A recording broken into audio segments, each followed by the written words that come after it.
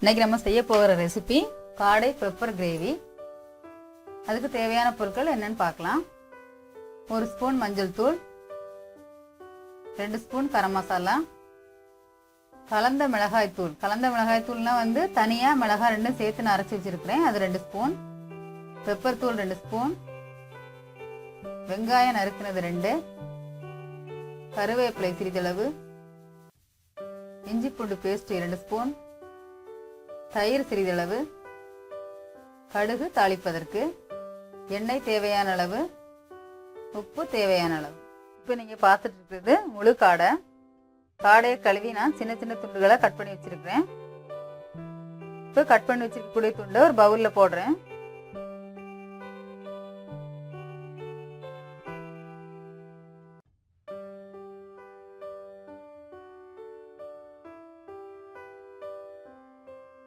இப்போ இந்த காடையோட கொஞ்சமா உப்பு, தயிர்,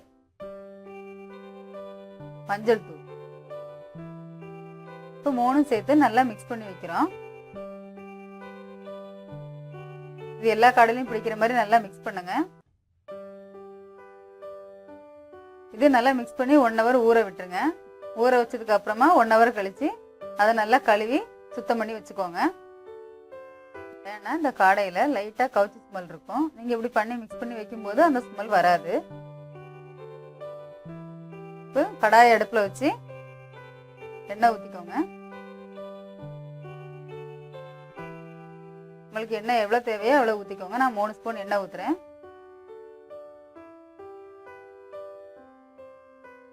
எண்ணெய் சூடான உடனே நான் கொஞ்சமா கடுகு போடுறேன்.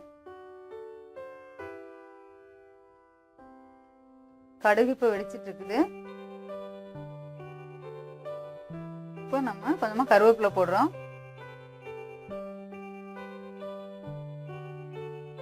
நம்ம கட் பண்ணி வச்சிருக்கக்கூடிய வெங்காயத்தை அதோட சேர்த்து மிக்ஸ் பண்றோம். வெங்காயம் போட்டு நல்லா ஃப்ரை பண்ணுங்க.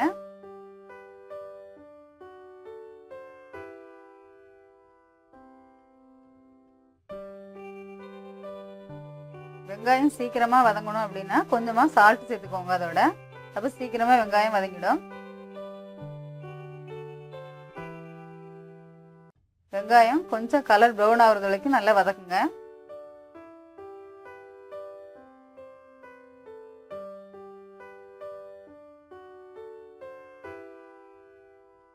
இப்போ வெங்காயம் வதங்கிடுச்சு, கொஞ்சம் கலர் ப்ரௌன் ஆயிருக்கு.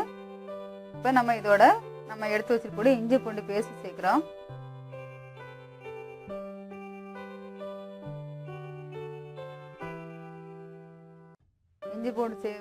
இஞ்சி பூண்டு பேஸ்ட் போட்டு வெங்காயத்தோட நல்லா வதக்குறோம்.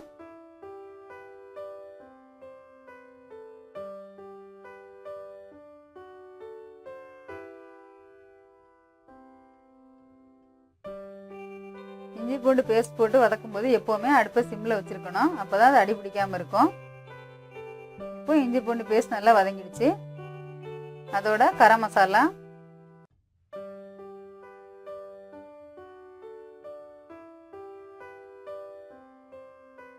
கரம் மசாலா போட்டு வதக்குங்க.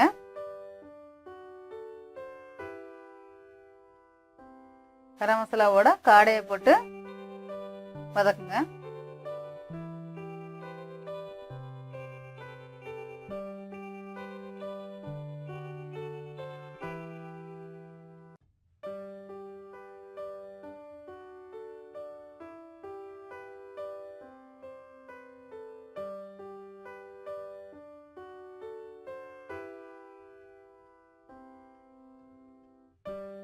காடையும் கரம் மசாலாவும் கொஞ்சம் வதங்கினதுக்கு அப்புறம் கொஞ்சமா சால்ட் சேர்த்துக்கோங்க. அப்பதான் காடையில உப்பு பிடிக்கும். உப்பு சேர்த்து நல்லா வதக்கிக்கோங்க. அதோட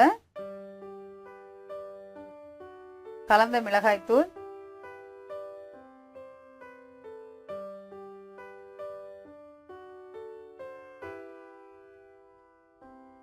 நம்ம எடுத்து வச்சிருக்கக்கூடிய மிளகுத்தூள்,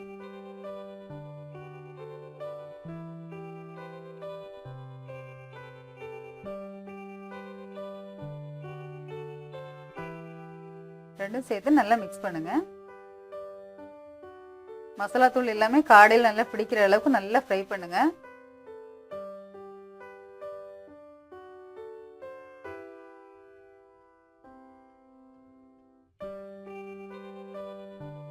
எல்லாமே சேர்ந்து நல்லா வதங்கட்டும்.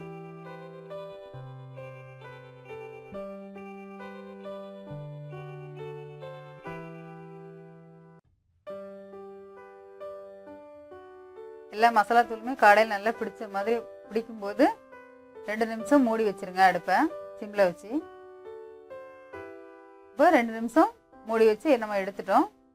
நல்லா காடை பார்க்குறதுக்கு ப்ரௌன் கலர் ஆயிடுச்சு. இப்போ காடை வேகிறதுக்கு தேவையான அளவு ஒரு 1/2 கப் தண்ணி விடணும். அதில் காடை சீக்கிரமாக வெந்துடும், அதனால 1/2 கப் தண்ணி போதும். இப்போ நல்லா மிக்ஸ் பண்ணுங்க.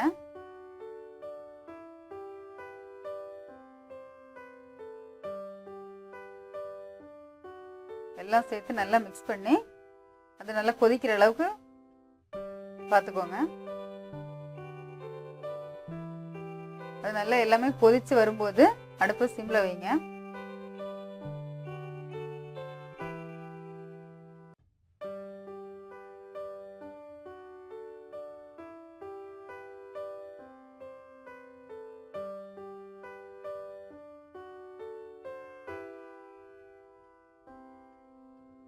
இப்போ அடுப்பை சிம்ல வச்சுட்டு ஒரு 15 மினிட்ஸ் வந்து மூடி வச்சு வேக வச்சிருங்க. இப்போ காடை கிரேவி ரெடி ஆயிடுச்சு. இது சீக்கிரமா வெந்துடும், அதனால தண்ணி நிறைய சேர்க்க வேண்டியதில்லை. காடை பெப்பர் கிரேவி ரெடி. இந்த டிஷ் பற்றிய கருத்துக்களை கமெண்ட்ஸ்ல தெரிவிங்க. மீண்டும் அடுத்த ரெசிபியில சந்திக்கலாம். வணக்கம்.